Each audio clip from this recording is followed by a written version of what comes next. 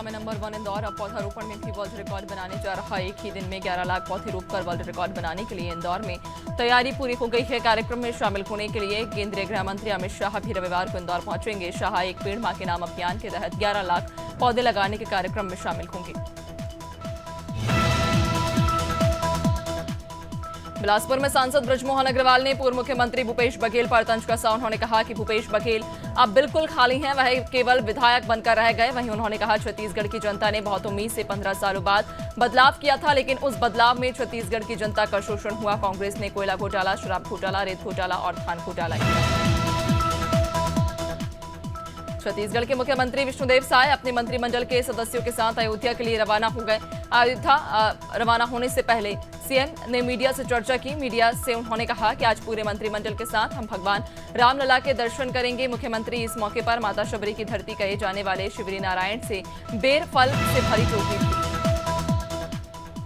श्योपुर के विजयपुर में हाल ही में कांग्रेस छोड़कर कैबिनेट मंत्री बने रामनिवास रावत ने प्रेस वार्ता की। इस दौरान मंत्री रामनिवास रावत ने कांग्रेस नेताओं पर जमकर निशाना साधा। रावत ने कहा कि कांग्रेस पहले ही राष्ट्र का विरोध करती रही है, अब सनातन धर्म का भी विरोध कर रही है। कांग्रेस प्रदेश अध्यक्ष जीतू पटवारी और उनके नेता महिलाओं का सम्मान करना भूल गए हैं। उत्तराखंड के बाजपुर में एक युवती ने फांसी लगाकर आत्महत्या कर ली। मुंडिया कला निवासी युवती ने देर शाम संदिग्ध परिस्थिति में घर में फांसी लगा ली, जिसके बाद परिजन आनन फानन में युवक को स्वास्थ्य केंद्र लेकर पहुंचे, जहां डॉक्टर ने उसे मृत घोषित कर दिया। सूचना मिलते ही पुलिस मौके पर पहुंची और शव को कब्जे में लेकर पोस्टमार्टम के लिए भेजा।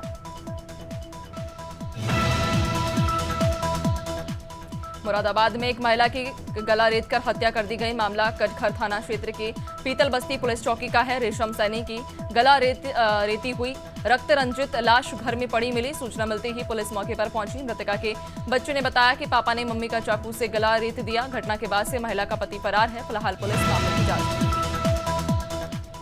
सीतापुर में एक पक्ष की दबंग महिलाओं ने दूसरे पक्ष की महिला की पिटाई कर दी। पूरा मामला हरगांव थाना क्षेत्र के रामनगर चौकी का है। बताया जा रहा कि दोनों पक्षों में मामूली बात को लेकर विवाद हो गया। विवाद इतना बढ़ गया कि एक पक्ष की महिला ने दूसरे पक्ष की महिला की जमकर पिटाई कर दी, जिसका वीडियो सोशल मीडिया पर वायरल हो रहा है।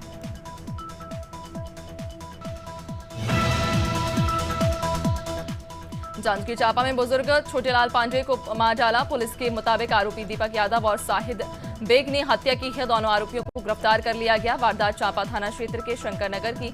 जानकारी के मुताबिक सीसीटीवी फुटेज के आधार पर आरोपियों की पहचान हुई। आरोपियों के पास से 6700 कैश स्कूटी घटना में उपयोग की गई तार को बरामद किया गया। कोरबा में नाबालिग लड़की ने अपने बॉयफ्रेंड को गला रेतकर मार डाला। इसके बाद शव के 17 टुकड़े किए और स्कूल बैग बोरी में भरकर डैम में फेंक दिया। इसके बाद लड़की ने अपने लिव इन पार्टनर की मदद ली। पुलिस ने दोनों आरोपियों को उड़ीसा से गिरफ्तार किया। पुलिस ने आरोपियों के कब्जे से चोरी की सोने की चेन, मोबाइल और कैश बरामद किया है और हत्या की साजिश में लड़की ने पैसों की लालच।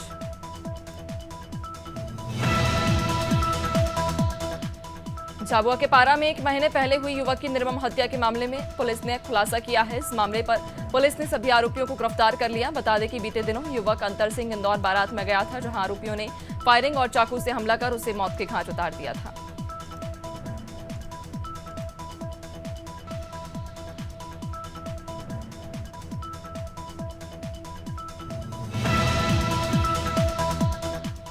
संत कबीर नगर में विजिलेंस की टीम ने चकबंदी विभाग के लेखपाल रविशंकर शर्मा को 7,000 रुपए की रिश्वत लेते पकड़ा। पूरा मामला खलीलाबाद तहसील क्षेत्र का है। बताया जा रहा कि आरोपी लेखपाल ने ग्रामीण संतोष कुमार से जमीनी मामले में रिपोर्ट लगाने के लिए 10,000 रुपए की मांग की थी। इसकी शिकायत पीड़ित ग्रामीण ने विजिलेंस की टीम से की थी। लखनऊ आगरा एक्सप्रेस वे के टोल प्लाजा पर 11 किलो गोल्ड ले जाते हुए तस्कर को गिरफ्तार किया गया है। डीआरआई की टीम ने मुखबिर की सूचना पर लखनऊ आगरा एक्सप्रेस वे के पहले टोल प्लाजा पर यह कार्रवाई की। पकड़े गए आरोपी के पास से बरामद गोल्ड की कीमत 8.09 करोड़ रुपए बताई जा रही। तस्कर सोहन गोयल दिल्ली के करोल बाग का रहने वाला है। सरगुजा पुलिस ने 2 शातिर आरोपियों को गिरफ्तार कर लिया, जिनके पास से आधा दर्जन से ज्यादा चोरी की बाइक बरामद हुई हैं। दरअसल शिकायतकर्ता ने 6 जुलाई को थाने में बाइक चोरी की शिकायत दर्ज कराई थी, जिसके बाद पुलिस अधीक्षक के निर्देश पर विशेष टीम गठित की गई और सीसीटीवी फुटेज के जरिए आरोपियों की तलाश कर उन्हें पकड़ा गया। पूछताछ में आरोपियों में बाइक चोरी की बात स्वीकार कर ली। टीकमगढ़ में चोरों के हौसले बुलंद हैं। बदमाशों ने 3 युवतियों से मोबाइल की लूट की घटना कोतवाली क्षेत्र के चक्रा तेगैल की है। तीनों युवती सब्जी लेने गई थी, तभी बदमाशों ने वारदात को अंजाम दिया। स्थानीय लोगों ने घटना की सूचना पुलिस को दी। खबर मिलते ही पुलिस मौके पर पहुंची और जांच में जुट गई।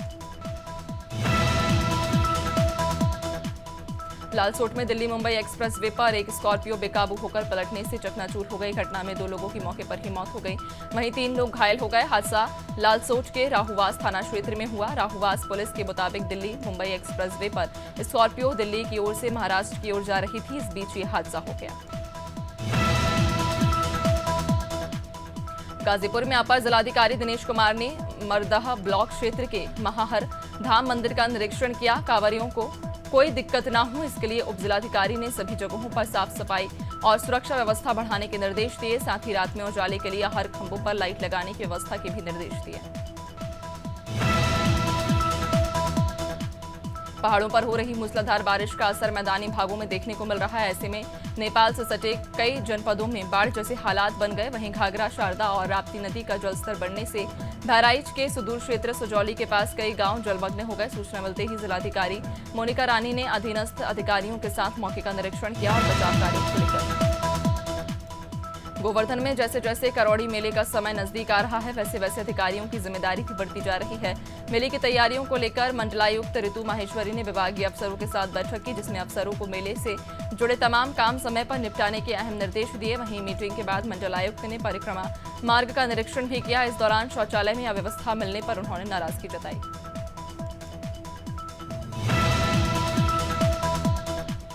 गाजीपुर के मरदहा ब्लॉक के बीआरसी कार्यालय पर खंड शिक्षा अधिकारी राजीव यादव ने सभी शिक्षकों के साथ बैठक की। खंड शिक्षा अधिकारी ने शिक्षाओं रजिस्टर का काम डिजिटल रूप से करने का निर्देश दिया।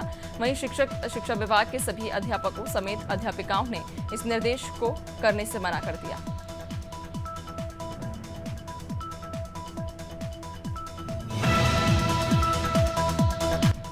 मथुरा के यमुना एक्सप्रेस वे के वृंदावन कट से पानी गांव संपर्क मार्ग पर अतिक्रमण हटाओ अभियान चला। एक्सप्रेस वे अथॉरिटी ने करीब 1 दर्जन से अधिक अवैध होटल और ढाबों पर जेसीबी चलवाने की कार्रवाई की।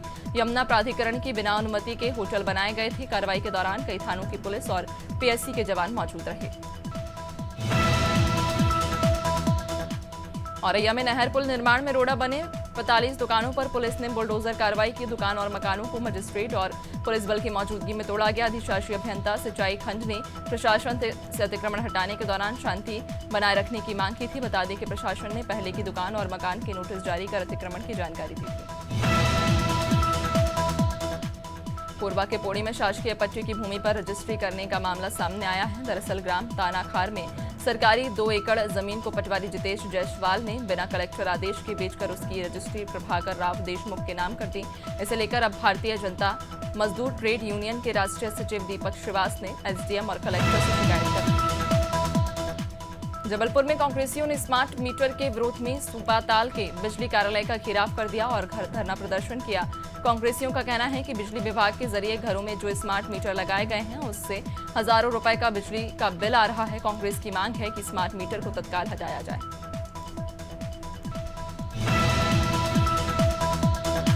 बाजपुर नगरपालिका के नामित सभासद ने नगरपालिका अध्यक्ष पर भ्रष्टाचार के आरोप लगाए और जिलाधिकारी के नाम एसडीएम को ज्ञापन सौंपकर निष्पक्ष जांच कराए जाने की मांग की। सभासद विपल शर्मा का आरोप है कि नगरपालिका अध्यक्ष ने प्रधानमंत्री आवास योजना में बंदर बांट किया और केवल अपने चहेतों को ही आवास योजना का लाभ दिया। इसके अलावा उन्होंने बाढ़ पीड़ितों को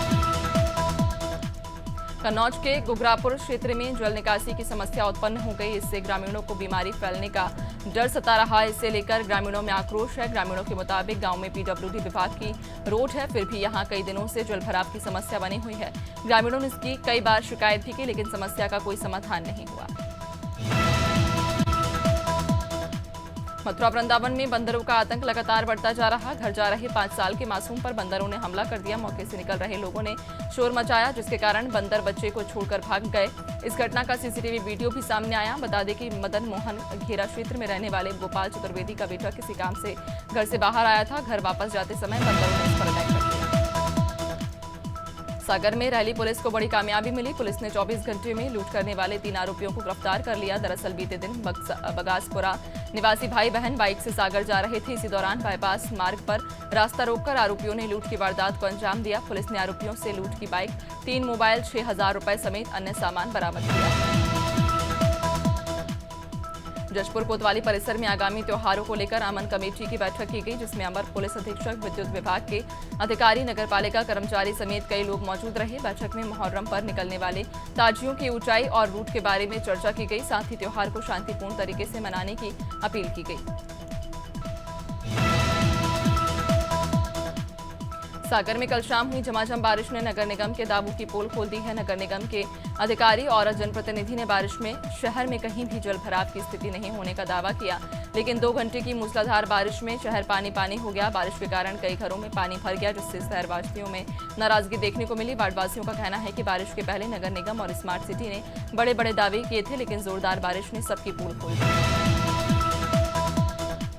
बाजपुर नगरपालिका के नामित सभासद विमल शर्मा बाढ़ पीड़ितों के साथ एसडीएम कार्यालय पहुंचे, जहां विमल शर्मा ने एसडीएम राकेश चंद्र तिवारी को ज्ञापन सौंपा। इस दौरान विमल शर्मा ने कहा कि नगरपालिका अध्यक्ष ने प्रधानमंत्री आवास योजना में बंदरवाट किया और चहेतों को लाभ दिया है।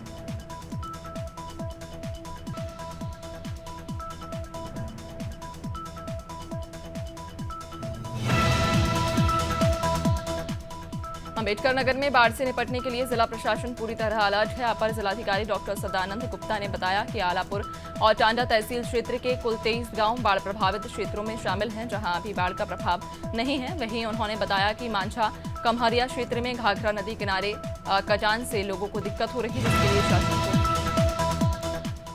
मंदसौर के प्रमुख जल स्रोत और पिकनिक स्पॉट वाले तैलिया तालाब पर भूमाफियाओं की नजर। गुरुवार को युवा हिंदू वाहिनी के पदाधिकारियों और कार्यकर्ताओं ने तैलिया तालाब में जल सत्याग्रह किया और बताया कि भूमाफिया के जरिए तैलिया तालाब के वशरुप क्षेत्र में अवैध रहवासी कॉलोनी बनाई जा रही है। यातायात जागरूकता को लेकर छतरपुर पुलिस ने नवाचार हेलमेट बैंक का शुभारंभ किया। एसपी अगम जैन ने फीता काटकर इसकी शुरुआत की। हेलमेट बैंक के जरिए जरूरतमंद बाइक चालकों को हेलमेट उपलब्ध कराया जाएगा। इस सुविधा के लिए जरूरतमंद लोगों को अपना आधार कार्ड या कोई भी आईडी जमा करनी होगी। एसपी अगम जैन ने बताया कि पुलिस ने यातायात देवेंद्र नगर थाना परिसर में एक पेड़ मां के नाम अभियान के तहत थाना प्रभारी और गणमान्य लोगों ने पौधारोपण किया। मध्य प्रदेश के मुख्यमंत्री डॉक्टर मोहन यादव के निर्देश में समस्त शासकीय विभागों में पौधारोपण किया जा रहा है।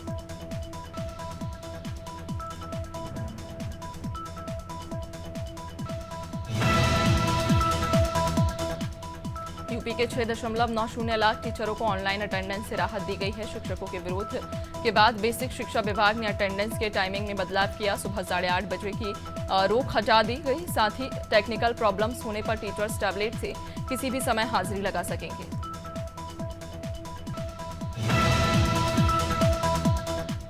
जून में रिटेल महंगाई बढ़कर 5.08% पर पहुंच गई है। ये महंगाई का 4 महीने का उच्चतम स्तर है। अप्रैल में महंगाई 4.85% रही थी। वहीं एक महीने पहले मई में महंगाई 4.75% रही थी। नेशनल स्टैटिस्टिकल ऑफिस ने ये आंकड़े जारी किए हैं।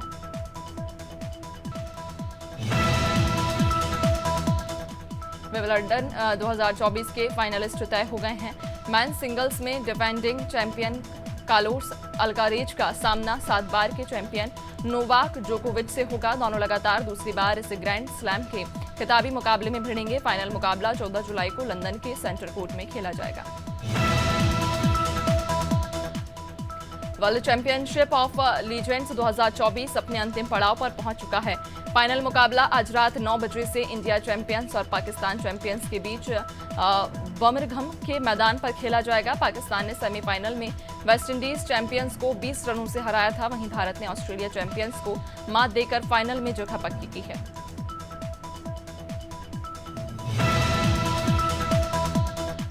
क्रिकेट ऑस्ट्रेलिया की फ्रेंचाइजी आधारित T20 league big bash league के 14वें सीजन के पूरे शेड्यूल का ऐलान कर दिया गया। BBL 2024-25 को लेकर घोषित किए गए सीजन की शुरुआत 15 दिसंबर से होगी, जिसमें सिर्फ क्रिसमस वाले दिन और उससे एक दिन पहले मुकाबले नहीं होंगे। इसके अलावा 19 जनवरी तक लगातार लीग मुकाबले खेले जाएंगे।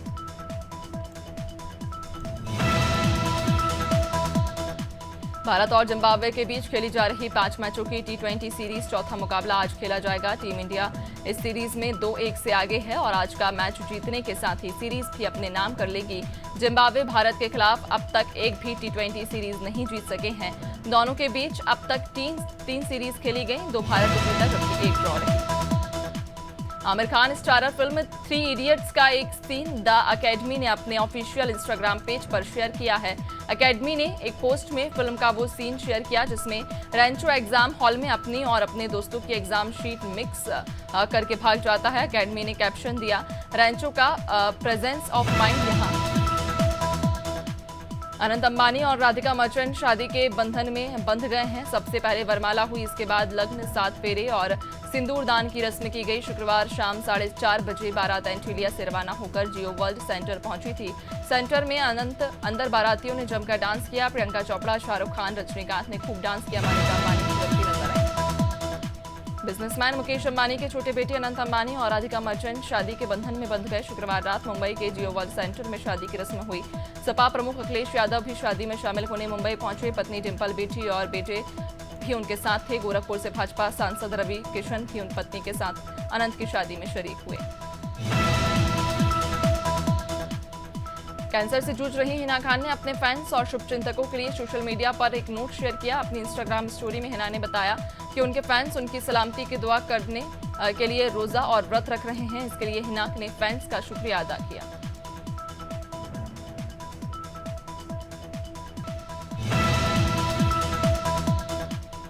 देश भर के अधिकांश राज्यों में मानसून एक्टिव हो गया, जिसके कारण यूपी से बिहार तक बारिश का दौर जारी है। बिहार के कई जिलों में भारी बारिश हो रही है। पिछले 24 घंटों में बिजली गिरने से 21 लोगों की मौत हुई है। राज्य की नदियां उफान पर हैं। वहीं उत्तर प्रदेश के पीलीभीत, लखीमपुर खीरी, महाराजगंज के करीब 800 गांव बाढ़ की चपेट में हैं। मध्य प्रदेश के उत्तरी गुजरात में एक्टिव साइक्लोनिक सर्कुलेशन सिस्टम की वजह से कई जिलों में बारिश का दौर जारी। शुक्रवार को भोपाल, इंदौर समेत 12 जिले भीगे, जबकि शनिवार को 8 जिलों में तेज बारिश का अलर्ट है। मौसम वैज्ञानिक के मुताबिक पूरे प्रदेश में गरज चमक के साथ बिजली गिरने की भी संभावना है।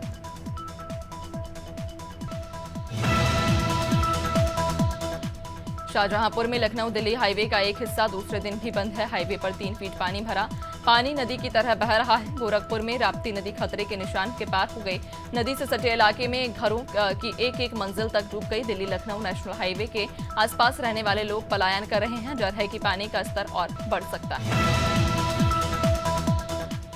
छत्तीसगढ़ में आज सरगुजा और बस्तर संभाग के जिलों में 1-2 जगह पर भारी बारिश की संभावना है। मौसम विभाग ने 9 जिलों में भारी बारिश का येलो अलर्ट जारी किया। पिछले 24 घंटे के दौरान प्रदेश में सबसे ज्यादा बारिश कोरबा में दर्ज की गई। वहीं सरगुजा में 75.7 मिलीमीटर बारिश रिकॉर्ड की गई है।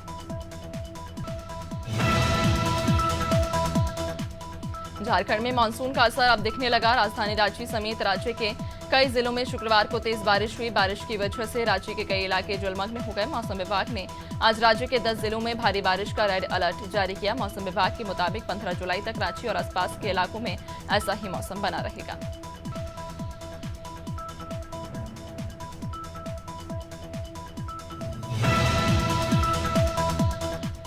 चंडीगढ़ शहर के तापमान में पिछले 24 घंटे में करीब 5 डिग्री सेल्सियस की गिरावट देखी गई। शहर का अधिकतम तापमान 33 डिग्री सेल्सियस दर्ज किया गया। यह सामान्य से 1.3 डिग्री सेल्सियस कम है। वहीं न्यूनतम तापमान 29 डिग्री सेल्सियस दर्ज हुआ। पिछले कई दिनों से चंडीगढ़ में बादल छा रहे हैं, लेकिन अभी तक बारिश नहीं हुई है।